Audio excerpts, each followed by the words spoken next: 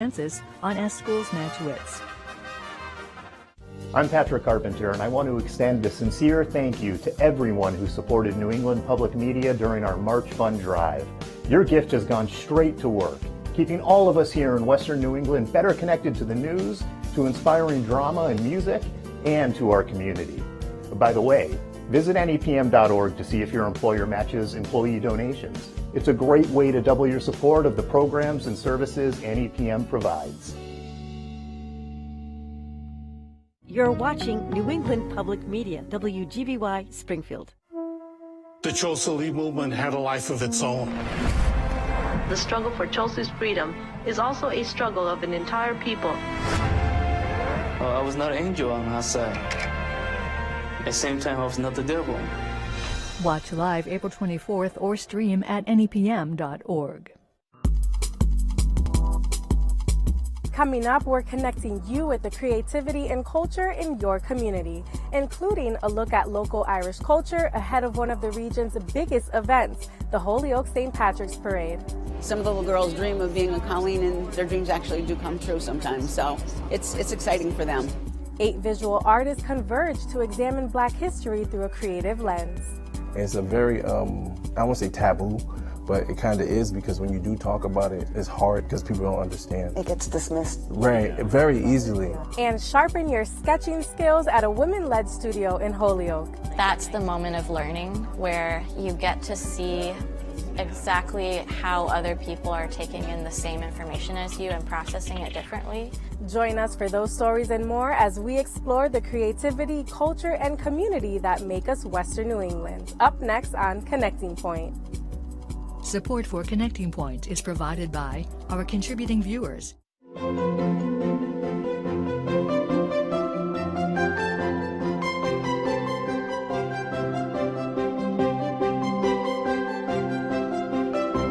Welcome, and thanks for joining us for Connecting Point, your source for creativity, culture, and community. I'm Saidalis Bauer.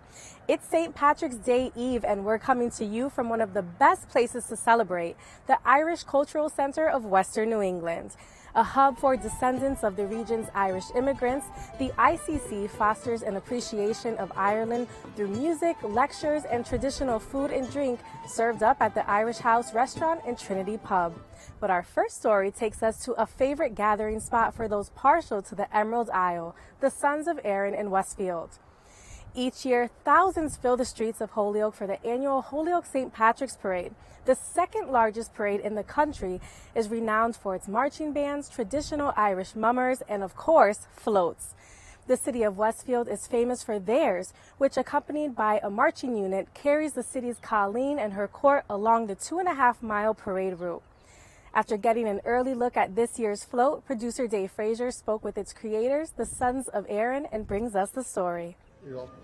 It may not look like much at first, but using styrofoam, some lumber, and spray paint, this group of imaginative people from the Sons of Erin are well on their way to creating this year's float, which will carry the Westfield Colleen and her court down the streets of Holyoke on March 19th. Part of the thing with the Colleens on the float, they love to see the little girls. The little girls love to see them. Some of the little girls dream of being a Colleen, and their dreams actually do come true sometimes, so it's exciting for them. The tradition of building floats for the parade goes back 40 years for the Sons of Erin. It started off small, and then the floats actually got really quite large. And now that our committee has gotten a little bit smaller, the size of the float has decreased.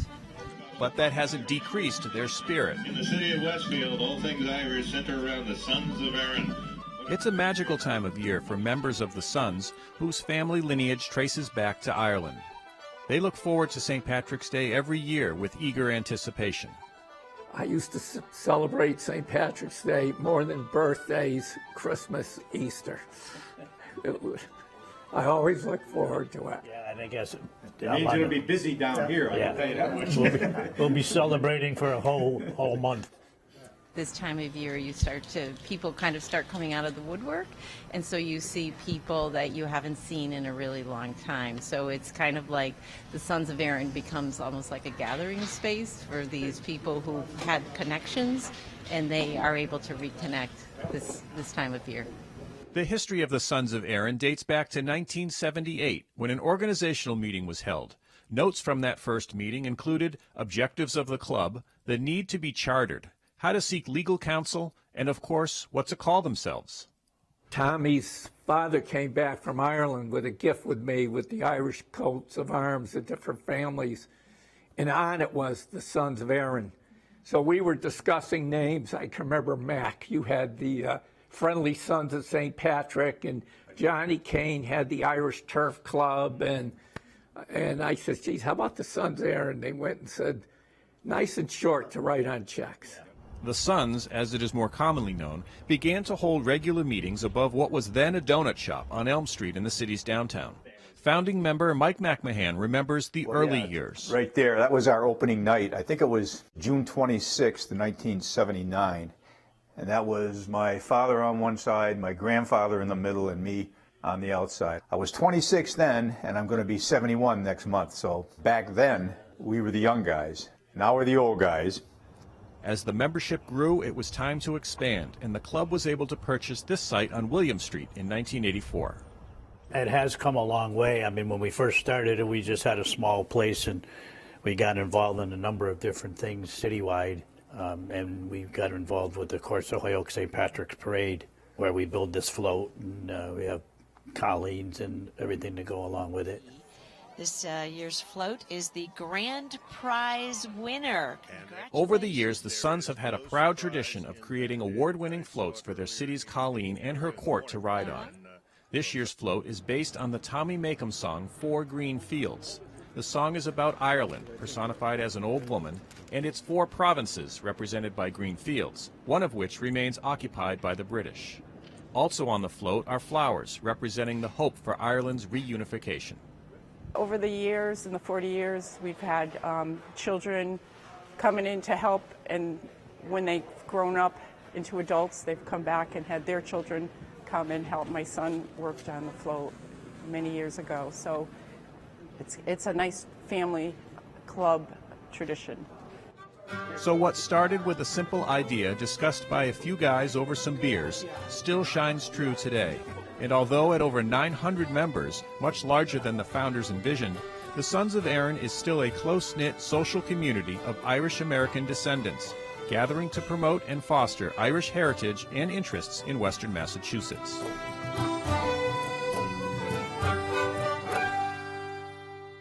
The newest exhibit at the Arno Maris Gallery at Westfield State University, Something Extraordinary, a visual review of story as timeless, showcases the work of 8 Black artists and is on display through March 31st. Through drawings, paintings, and mixed media installations, the exhibition delves into the process of visual storytelling and examines Black history through a creative lens. I visited Westfield State and spoke with 3 of the artists featured to find out how the project fosters a sense of unity and to learn more about the inspiration behind their installations. Storytelling just joins all the artwork so perfectly, whether we're talking about personal stories of redemption or talking about stories of citizenship and belonging.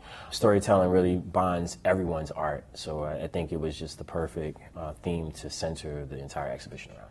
And so this exhibition has 8 featured artists, and I have 3 of you right here in front of me. Share with me some of the narratives that viewers will be able to see when they come view the exhibition at Westfield State. There's Faustine Adeniram's work, which deals with issues of freedom and belonging, being a transplant from Africa to here in the States. I really like the opening line of his artist statement. You can really tell what a society is like by what it throws away. And I think that definitely applies not only for material things, but also for people as well, on a human social level. So there's also Kimberly Bacote's work, which deals with issues of displacement in the Black community in New York. And I really like the way that she kind of wove in just a little blurb about Robert Moses, who really shaped New York in many ways, not necessarily positive for people of color. But those are just 2 examples of how telling a story, which is both personal, but also other people's stories that are connected to yours, the community that you share, I think is really important. And I think when I look at Kiani's work too, which the women of the antebellum, learning the stories beyond what you're taught in school. You know, these people that came before us, and her use of pattern in the portraits as well. It's yeah, right. Wow. It just They're awesome. Absolutely. They really are. Yeah. And I like Omar's portraits and when he talks about the shaft of light coming through to sort of interrupt how we see things and how our experiences, and you could fall into them. You know, they're just and each one of these, like you said, comes from a different perspective. It just really drives, I think, home the fact that you can tell a story in 1,000 different ways. They're not going to talk about themselves, but I'm going to talk about them. JaJa's work actually speaks to, a lot about men's experiences with court and dealing with the system and how it adversely affects them. And that's something that a lot of people don't see or know about because they haven't experienced it. And it's a very, I don't want to say taboo, but it kind of is, because when you do talk about it, it's hard because people don't understand. It gets dismissed. Right, very easily. And it's hard for being a man trying to express yourself, you know, you heard that site, right? Positively.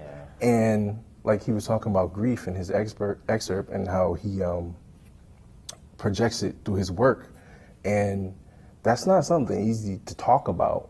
Not at all. And I don't want to cut you off, but it's exactly what I wanted to ask, because when I first saw your series, JaJa, Beauty for Ashes, I was really moved by how personal this story was. So how challenging is it for you to talk about something so personal in such a public display? To be honest, I was really nervous opening night, because this is the first time that I've shared any of this publicly. This is something that I've been working on since you could say roughly 2017, 2018. It's taken so long because it's painful. You know, it's not like I went through it, I came out on the other side and I'm talking about it. I'm making this work as I'm going through this experience.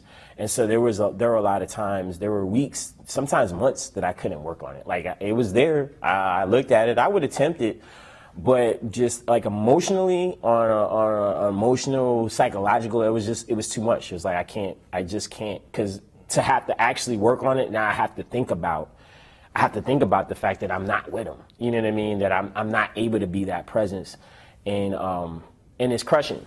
You know, it really is. And then, Kahli, I want to go to you, because you said they're not going to talk about themselves, and I know you're probably not going to talk about yourself. Absolutely not. But you're also known as the Artoonist, yes. And you have very colorful and vibrant work. Tell me, how does that relate to your personality, and how does that tell your story, especially in this exhibit? You know, with my work, I try to make sure that I'm saying something that has value, because it's hard to be an artist and not think you're valuable and then make something valuable. So, I want people to think when they look at my work, not just glaze over it. It's just so people can experience a little piece of me as best as possible, and also enjoy, you know, all the colors and the little meanings, little nuggets of information that I have. And I think that's the wonderful thing about this exhibit, is the unique techniques and styles. And Tara, I have to talk about yours, because I never thought to look at figurines in the way that you do. So tell me about the materials you use and the stories that you're able to tell through them. Sure. So I use a lot of railroad miniatures, so, you know, little tiny figurines about this big, but also whatever, I like a lot of toy animals and things like that, and I think it stems from being a little kid. I was an only child, so when it was time to come inside, I had my toys to play with. So, you know, I had my little dollhouse and my aunt's hand-me-downs, and I would make up stories and who can live here, what do they do, that type of thing. And I think that sense of play kind of just carried over with me. And when Ima invited me to participate in this exhibit, like you, Kahli, I thought, you know, I don't belong here.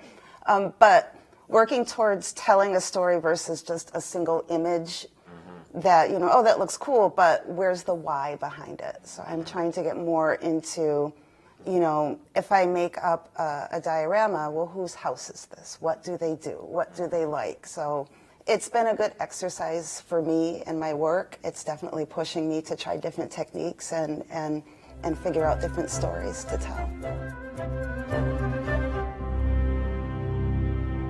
Join us next week for the second part of my discussion with the artist behind Something Extraordinary. Every week, Connecting Point explores the creativity, culture, and community that make us Western New England. But it doesn't stop there. You can find us online anytime for exclusive features and content. And this week's digital exclusive visual artist and co-curator of Something Extraordinary, Ama Ame, shares with us the vision behind the collection and how the project embodies community in the art world. And I don't like how fast the world is opening up again. Because we're losing that sense of reflection. And so my hope is that with this exhibit, which is not a Black History Month exhibit, right? This is an exhibit about 8 artists who happen to be artists of the African diaspora, who are in conversation with each other, who are being very, very vulnerable. You can find that digital exclusive online right now at nepm.org/connectingpoint. For many artists, figure drawing can be the most challenging endeavor to undertake. Keeping this skill sharp requires regular practice, and there's a local studio that provides an inclusive space for artists to hone their life drawing skills. Connecting Point's Brian Sullivan visited the women-led Go Figure Drawing Studio on Dwight Street in Holyoke to bring us the story. It's Tuesday evening, and several artists who've traveled here from all points across the Pioneer Valley and beyond are finding just the right spot to set up their easels or establish the ideal vantage point to hone their figure drawing skills for the next 2 hours. It's a class that's decades old in a studio that's just one of several art venues that can be found in this one-block stretch between Appleton and Dwight Street in downtown Holyoke. Oftentimes, figure drawing involves models with nothing on, as was the case in this class. Although no one else seemed to notice besides the guy behind the camera. Everyone else was just focused on the task at hand, because even the best artists can still get rusty when it comes to figure drawing. Figure drawing is like any other muscle that you have to exercise, whether you're training for a marathon, whether you're trying to work on learning a new language. You're practicing every single day, hopefully, if not every single week and month, to advance your skills little by little. Setting goals for yourself, using disciplined time that you set aside to prioritize your artwork. That's something that I feel very strongly about, getting people in the habit of practicing. And it was an interesting style of practicing, as the evening began with what appeared to be speed rounds to get the artist loose. It looked pretty challenging, but apparently it's an effective method. Our usual structure is we start off with 1-minute poses, build up to 2-minute poses, and then get longer and longer 5, 10, 15, 20-minute poses. What that does is it allows the artist to warm up like you're doing stretches. You're kind of loosening up your arm and loosening up your eye and trying to grasp the most basic fundamental structure of the pose before you're getting into fine detail that you can get lost into. This class is just one iteration of the Holyoke Arts League, and the year 2023 marks the organization's 100th year in existence. Liz Popolo may be the league's current president, but the 2 women, Debbie Dunphy and Estella Bergeron, who not only held that title before her, but also led this class, continue to attend these figure drawing sessions. And believe it or not, it's still challenging even for them. It was difficult drawing 2 models at once in a short time. So, but it was great because the poses that they had and the 2 models were excellent. They're really good models. While we may not have gotten a look at the models, what we did get to see was the progress that each artist was making throughout the 2-hour session. It almost felt like a giant card game where no one could see each other's hand for the entire time. And then it all comes to fruition at the end when they put their cards down, only to find out they were all holding pocket aces.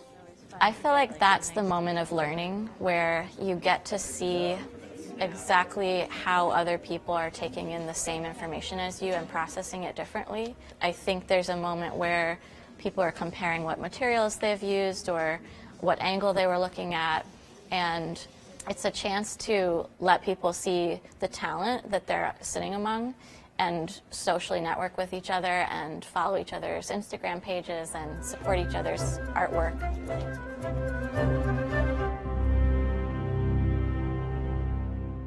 And if you enjoyed that story, be sure to visit nepm.org/connectingpoint, where you'll find more stories celebrating the influence and impact of women on creativity, culture, and community in Western New England all month long.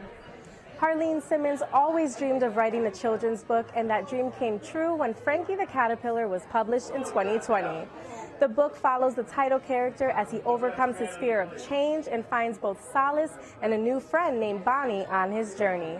Simmons joined me to share how her former career as a healthcare worker shaped Frankie's story and why she decided to leave healthcare to follow her creative passions. I think my whole life I've been like a storyteller.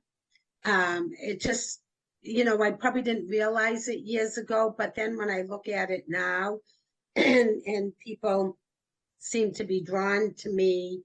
I don't know if it's just my energy, but I feel like I'm always telling a story of some point. But I did some activities with the residents at an it was a combination nursing home assisted living. So we used to write poems, and they would help me come up with an idea. I'm like, let's find an idea, and we would talk about these, poems, and I'd give them to my boss, and she would submit them, and they would wind up in the newsletters all the time. And of course, when the residents see their name in the newsletters, they're like, oh, this is so cool. It makes them feel worthy. Like they're not just gone and forgotten, So one day I said, I'd really like to write a children's book, and guys feel like helping me with it. And they're like, oh my God, you write a children's book. So I had to come up with an idea. So doing the Reiki, I always would put butterflies. Like I had them on my labels for products. That was like my insignia, the butterflies. So I knew I wanted to do something with that. But I didn't want it so much of the evolution, the science of a butterfly, but more like a friendship and love, because that's what I felt from the residents, because they used to hug me and kiss me all the time. So I asked for their input, and I said to them, well, look here, this is what I want to do. How can we incorporate the butterfly, into a friendship story? I know they have caterpillars first and they turn into butterflies. Maybe we can work around that. And they were like, oh yeah, they were all over it.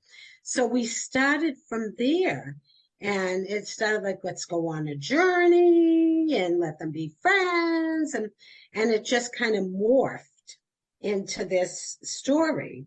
And as, we edited it, we kept going back and forth.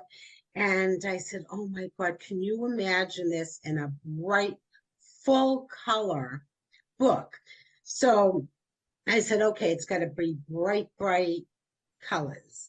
And we put the colors with the storyline, and it turned into, it's all about friendship and love and sharing and helping one another. And now more than ever, this is important, to be kind and have friends and help them. And I must have had that insight then that it was going to relate now. And then I kind of rebooted it again. And let's speak to that, because your book, Frankie the Caterpillar, it follows the journey of Frankie as he finds answers and even comfort as he prepares to make this transition, as you said, from caterpillar to butterfly. Can you share more about what young readers will discover in this book? One of it is change. A lot of people are afraid of change, and even kids, they have friends, but now I didn't notice it so much when my son was young, but now I see it in these kids, like with my 10-year-old grandson, and I see how it's a struggle, because if everybody's identity changing because of this whole nothing to do during COVID made them think other things, and they feel like they have to change to get friends, and they don't. They should always be themselves. And if they're afraid of change, find somebody who's like-minded like you and the same to help you, so you can both grow and, have the growth and change yourself. And change doesn't mean you have to just change your personality or anything. It's just change your thought process, look at people differently. As I was getting to know you, you shared with me that you've always had like this creative spark and gene within yourself. And although you took a different career path along the way, you found your way back to some of your passions in different ways. So what advice would you give to others who are looking to discover and maybe nurture passions that they may have that they've neglected for so long? A lot of it is generational. I grew up in a different time than you or somebody younger. Parents were different then. And then when I had my son, I said, you choose whatever makes you happy. But when other people try to control what they think you should do for a multitude of reasons, whether it's money, whether, whatever, clout, whatever it is. But if you're not happy with your job, you will never be happy. And even though I took that medical path and I was great at it, was it my passion? No. But the one passion that was always consistent was I loved helping people.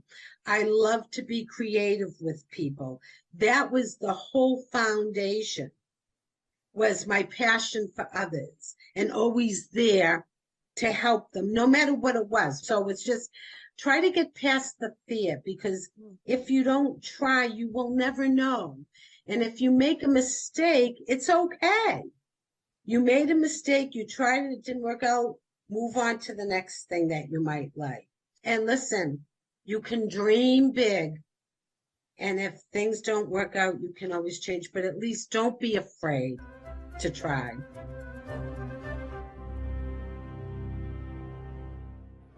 And that does it for this edition of Connecting Point.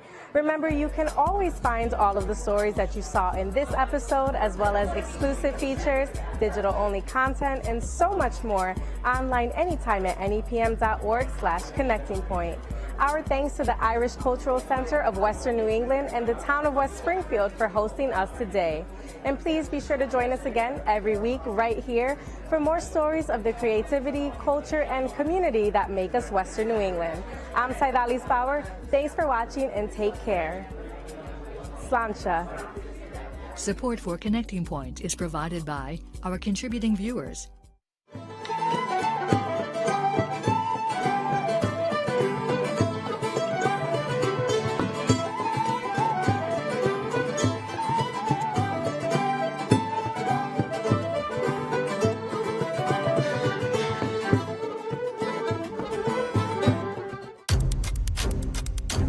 You were right in what you said. We let our emotions get the better of us. Welcome to Versailles, Dauphine. What is required of me? You say what? We cannot choose who we fall in love with. Society can be merciless. Protect yourself.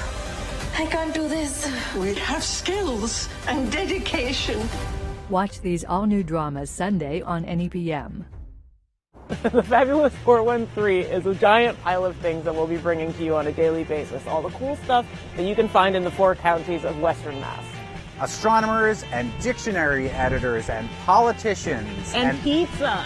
And wine snobs and beer snobs. And we want to explore it all with you. The Fabulous 413 is also you. The Fabulous 413, Monday through Friday, 3 p.m. on 88.5 New England Public Media.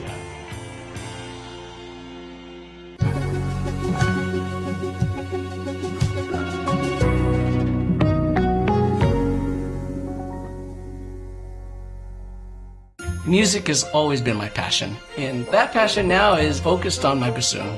The arts are really important to me. I spent most of my life teaching in the arts. So we've decided to include our PBS station in our will.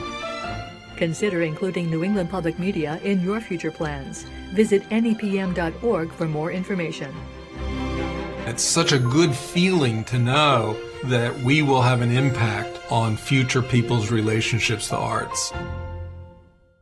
We've read the book and seen the movie. Now experience The Hours, the opera. Starring Renee Fleming, Joyce DiDonato, and Kelly O'Hara, enjoy the world premiere production of the Kevin Puts and Greg Pierce opera, The Hours, on great performances at the Met. The Hours, Friday at 9 or stream at nepm.org. Pope Francis. Dodecagon? Yes, that's right. As schools match wits, pits area high schools against each other in a fun, competitive quiz show. Mount Greylock. Nairobi. Nairobi, yes, that's right. Play along with us on social media and tune in Saturday night at 7 as Mount Greylock meets Pope Francis on As Schools Match Wits. PBS Kids brings the whole world right to us. We especially love Alma's Way. Alma lives in the Bronx with her family. They speak Spanglish. They're all different colors, which is really cool for our kids to see because they don't really look related, but we're all one big family. When your kids see people talking like you and looking like you, it makes them feel like they're a part of something bigger. It's helped them understand themselves, and we really love and appreciate that. You're watching New England Public Media, WGBY Springfield. Nevada officials have cut out of welfare 1,100 families. Las Vegas then was the Mississippi of the West. But you know, mothers will do anything for their children. We have to hit the Strip. Storming Caesar's Palace, Monday at 10 on NEPM.